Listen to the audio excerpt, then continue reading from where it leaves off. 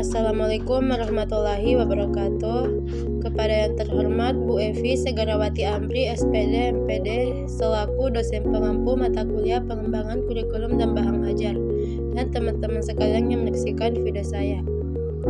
Baiklah, pada kesempatan kali ini saya akan mempresentasikan materi tentang merekonstruksi informasi tentang masyarakat dan kebudayaan melalui sistem pendidikan di sekolah.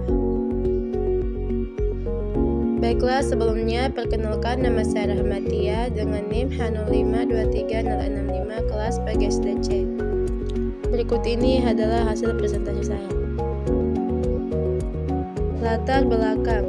Sekarang kita berada pada milenum ketiga dari proses kehidupan manusia, tepatnya berada pada abad ke-21 yang bukan saja merupakan abad baru, melainkan juga peradaban baru.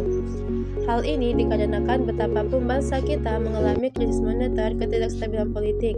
Bangsa Indonesia tengah mengalami restrukturisasi global dunia yang sedang berjalan, yang ditandai dengan berbagai perubahan dalam semua aspek kehidupan, baik di negara maju maupun di negara berkembang. Adapun topik pembahasan kita kali ini yaitu 1. Merekonstruksi informasi tentang masyarakat dan kebudayaan melalui sistem pendidikan di sekolah. 2. Misi dari pendidikan persekolahan. 3. Bagaimana kedudukan sekolah sebagai sarana dan rekonstruksi masyarakat. 4. Bagaimana pengaruh eksternal dan internal dalam pengelolaan pendidikan. Baiklah, langsung saja kita masuk pada topik pertama, yaitu merekonstruksi informasi tentang masyarakat dan kebudayaan melalui sistem pendidikan di sekolah. Sistem pendidikan tidak hanya sekedar mentransfer ilmu pengetahuan, tetapi juga berperan krusial dalam membentuk karakter, nilai-nilai, dan pandangan hidup peserta didik. Sekolah menjadi jendela bagi siswa untuk memahami dunia di sekitarnya, termasuk masyarakat dan kebudayaan yang kompleks. Sekolah dapat membangun pemahaman tentang masyarakat dan kebudayaan melalui kurikulum yang relevan. Pendidikan dapat menjalankan fungsi rekonstruksi budaya apabila mengubah praktek-praktek pendidikan yang kurang baik selama ini, seperti penekanan hanya pada aspek kognitif, proses belajar tidak interaktif, sikap kritis siswa tidak dikembangkan, dan lain-lain. Untuk itu, pendidikan harus dimaknai sebagai proses pembebasan, humanisasi, dan proses pembudayaan. Hal ini memang tidak mudah dilakukan, perlu waktu, kerja keras, serta political will dari semua pihak.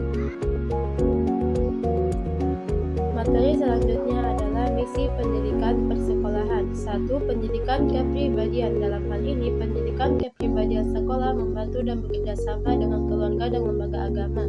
2. Pendidikan kewarganegaraan. Dalam hal ini, pendidikan kewarganegaraan sekolah bekerja sama dengan lembaga-lembaga pemerintahan di masyarakat. 3. Pendidikan intelektual. Dalam hal ini, pendidikan sekolah melakukan sendiri walaupun memperoleh bantuan dari lembaga lain, sebab misi pendidikan intelektual adalah kekhususan sekolah. Materi selanjutnya adalah sekolah sebagai sarana rekonstruksi. Peranan sekolah dalam merekonstruksi masyarakat berarti sekolah merekonstruksi berbagai tata nilai yang telah ada dalam masyarakat, yang oleh Malinowski disebutkan sebagai upaya mengembangkan kebudayaan. Ada 7 sistem nilai atau kebudayaan yang secara universal dikembangkan, yaitu 1. Bahasa, 2. Sistem teknologi, 3. Sistem mata pencarian hidup dan ekonomi, 4. Organisasional, 5. Sistem pengetahuan, dan 6. Religi, serta 7. Kesenian. Materi selanjutnya yaitu paradigma pendidikan, pengaruh eksternal dan internal dalam pengelolaan pendidikan. Munculnya berbagai perilaku yang tidak terpuji baik pembelajar maupun masyarakat terdidik lainnya akhir-akhir ini menunjukkan pendidikan dan pembelajaran yang diberikan belum mampu menyentuh pribadi dan watak-watak anak bangsa. Hal ini disebabkan karena pendidikan di Indonesia dewasa ini masih menggunakan paradigma lama yang oleh Johar disebutkan ada 10 perubahan yang perlu diperbarui. Secara keseluruhan, ke-10 perubahan yang dilakukan dalam sistem pendidikan tersebut dapat dilihat dalam tabel 11 analisis pengubahan pendidikan untuk merekonstruksi masyarakat. Pendidikan sekarang. 1. Proses pembelengguan harus diubah menjadi proses pembebasan. 2. Proses pembodohan harus diubah menjadi proses pencerdasan.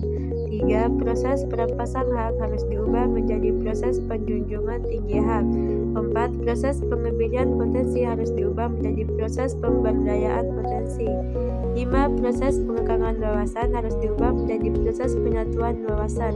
6. Wahana disintegrasi harus diubah menjadi proses wahana pemersatu. 7. Hasil otoriter harus diubah menjadi hasilnya demokratis.